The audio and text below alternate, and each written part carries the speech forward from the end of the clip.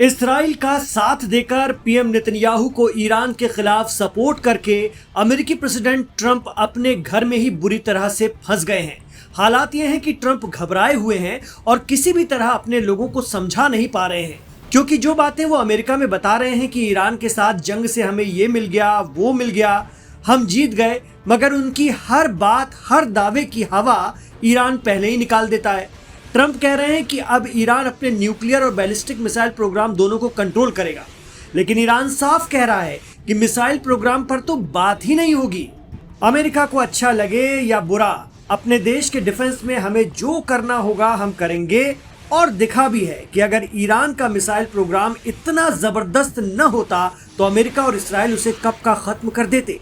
ये तो इमाम आयतुल्लाह अली खामनेई की दूरंदेशी ही थी कि उन्होंने 90 की दहाई से ही ईरान में मिसाइल और ड्रोन प्रोग्राम पर फोकस किया।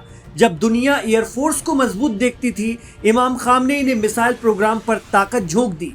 रही बात न्यूक्लियर की, तो ईरान कई बार कह चुका है, डील से पहले भी और उसके दौरान भी, खामनेई का फतवा दिखाकर भी, कि हम न्यूक्लियर बम नहीं बनाएंगे, ये इस्लाम के सिद्धांतों के खिलाफ है, हम गैर इस्लामिक काम नहीं करते।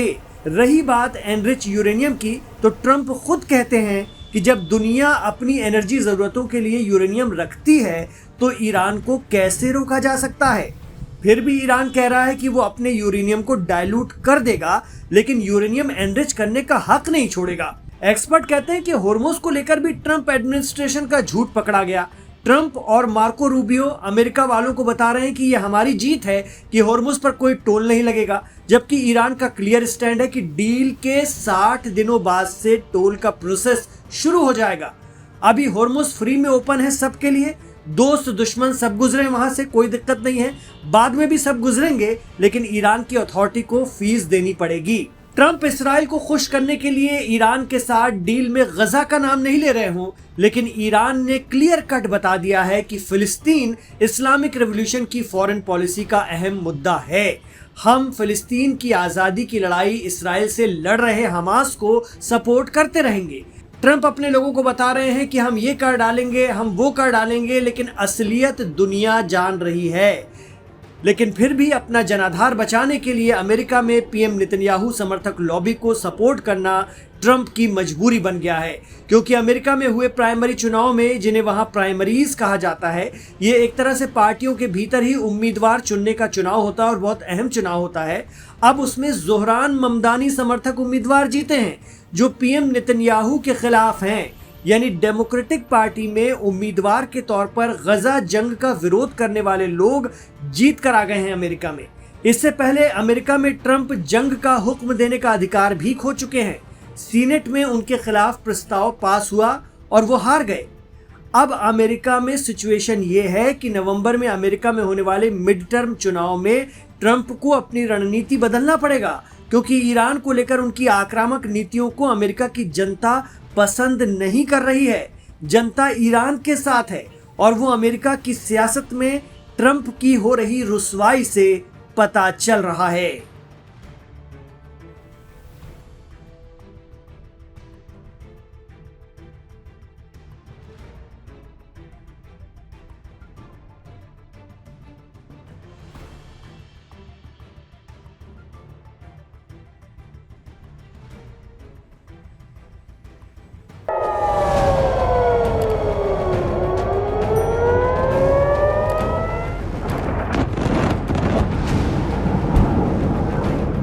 ईरान अमेरिका इसराइल 40 दिनों की जंग में इसराइल का जो टोटल विक्ट्री का ख्वाब था वो तो चकनाचूर हो गया। ईरान पर हमला ही इस आधार पर किया गया था कि अपने सबसे बड़े दुश्मन देश में अपनी मनमर्जी की सरकार बैठाएंगे, पर ईरान ने बहादुरी से रजीम को भी बचाया और मिडिल ईस्ट में इतना ताकतवर बनकर उभरा कि जिसकी कल्पना भी किसी ने नहीं की थी। इसराइल का प्लान था कि हमास, हिजबुल्लाह खत्म हो जाएंगे, साउथ लेबनान पर कब्जा हो जाएगा और ईरान में तो लोग ही सब पलट कर रख देंगे। अक्सर ये आरोप लगता रहा है कि इसराइल में सरकारें युद्ध की सियासत पर चल पाती हैं, ऐसे में फिर नए दुश्मन तलाशने पड़ेंगे। कुछ मीडिया रिपोर्ट भी दावा कर रही हैं कि पीएम नेतन्याहू की सियासत ही जंग पर टिकी है ताकि इसराइल में जनता का सपोर्ट उन्हें मिल सके। इसके लिए अब इसराइल को नया दुश्मन खड़ा करना होगा और हो सकता है वो मुस्लिम बहुल ताकतवर मुल्क। तुर्की हो। अब इसराइल का मीडिया दावे कर रहा है कि तुर्की इसराइल के लिए खतरा बनते जा रहा है, लेकिन बड़ा सवाल यह है कि क्या तुर्की से टकराने की हैसियत है इसराइल की?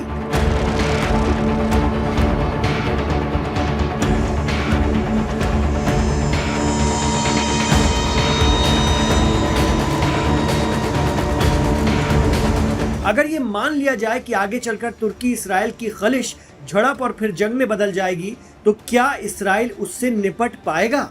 मिडिल ईस्ट के जानकार कहते हैं कि इसका सीधा जवाब तो यही है कि जब इसराइल ईरान में कुछ नहीं बदलवा पाया, तो तुर्की उससे भी कहीं ज्यादा ताकतवर मुस्लिम देश है।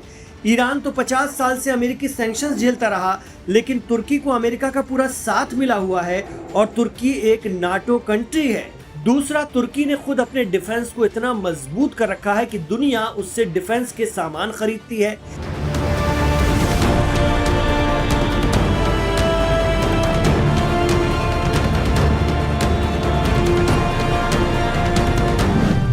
इसराइल में एक्टिव सैनिकों की कुल तादाद करीब 1,73,000 है, जबकि तुर्की के पास एक्टिव सैनिकों की संख्या 4,25,000 है। इसी तरह एक्टिव सैनिकों के मामले में तुर्की इसराइल से बहुत आगे खड़ा है। इसराइली सेना के पास 241 फाइटर एयरक्राफ्ट हैं, जबकि तुर्की की एयरफोर्स के बेड़े में इनकी तादाद 205 है। ट्रांसपोर्ट विमानों की संख्या इसराइल में 15 है, जबकि तुर्की इस मामले में बहुत आगे खड़ा हुआ है क्योंकि उसके पास 83 कार्गो प्लेन है। वहीं अगर बात ट्रेनी विमानों की करें तो इसराइल के पास 153, तुर्की के पास 270। इसके अलावा इसराइल के बेड़े में 126 हेलीकॉप्टर और 48 अटैक हेलीकॉप्टर हैं, जबकि तुर्की के पास 478 हेलीकॉप्टर्स में से 110 अटैक हेलीकॉप्टर्स हैं। टैंकों की तादाद के मामले में इसराइल और तुर्की एक जैसी ताकत रखते हैं। इसराइल के पास 2200 टैंक है, जबकि तुर्की के टैंक की तादाद 2229 है। हालांकि टैंक की लड़ाई तुर्की और इसराइल के बीच इसलिए नहीं हो सकती क्योंकि उनकी दूरी ज्यादा है। आर्म्ड व्हीकल के मामले में तुर्की इसराइल से बहुत आगे है। इसराइल के पास 56,290 आर्म्ड व्हीकल हैं, जबकि तुर्की के बेड़े में इनकी तादाद 1,12,476 है। इसके अलावा इसराइल की फोर्स के पास 650 सेल्फ प्रोपेल्ड आर्टिलरी की ताकत है, जबकि तुर्की के पास इससे दोगुनी यानी 1038 सेल्फ प्रोपेल्ड आर्टिलरी है। और रही बात तुर्की की नेवी की, तो इसराइल की नेवी बहुत पीछे है तुर्की से। इसराइल के पास महज 5 पनडुब्बियां हैं, जबकि तुर्की के पास बड़ी बड़ी एडवांस 12 पनडुब्बियां हैं। तुर्की की नेवी के पास 16 फ्रिगेट जहाज है, जबकि इसराइल के पास ऐसा कोई जहाज ही नहीं है। हालांकि पेट्रोलिंग जहाजों के मामले में इसराइल थोड़ा आगे है, उसके पास 46 पेट्रोलिंग जहाज है, जबकि तुर्की के पास ये तादाद 36 है। तो तुर्की खित्ते में अपना दबदबा रखता है। दरअसल तुर्की के प्रेसिडेंट रजब तैयब एर्दोगान लगातार इसराइल पर गजा में नरसंहार का आरोप लगाते रहे हैं। ईरान पर इसराइल के हमले की भी तुर्की आलोचना करता रहा। एर्दोगान अमेरिका को तो कुछ नहीं कहते, लेकिन इसराइल पर हमलावर हैं और इसकी वजह उनकी मुस्लिम देशों के बीच अपनी सियासत भी है। तुर्की नाटो का मेंबर है, इसलिए उसे अमेरिका, ब्रिटेन, जर्मनी सभी तरफ से हथियार मिलते हैं। तुर्की एक मॉडर्न मुस्लिम कंट्री है जिसके पास हर तरह का डिफेंस सिस्टम है। और बड़ी बात तो यह है कि तुर्की पर हमला पूरे नाटो पर हमला माना जाएगा और अमेरिका चाह कर भी इसराइल की मदद नहीं कर पाएगा। यानी इस तरह की जंग करने के लिए इसराइल को या तो तुर्की को नाटो से बाहर निकालवाना पड़ेगा या फिर अमेरिका को नाटो से हटवाना पड़ेगा। यही वजह है कि इसराइल अब आरोप लगाता रहा है कि तुर्की से पश्चिमी देशों को भी खतरा है, क्योंकि वो अपनी दुश्मनी में वेस्टर्न कंट्रीज को भी जरूर इन्वॉल्व करता है ताकि उसे जस्टिफिकेशन मिल सके। आप क्या मानते हैं, क्या तुर्की और इसराइल कभी भिड़ेंगे? और अगर ऐसा हुआ तो ये किसके लिए घाटे का सौदा साबित होगा?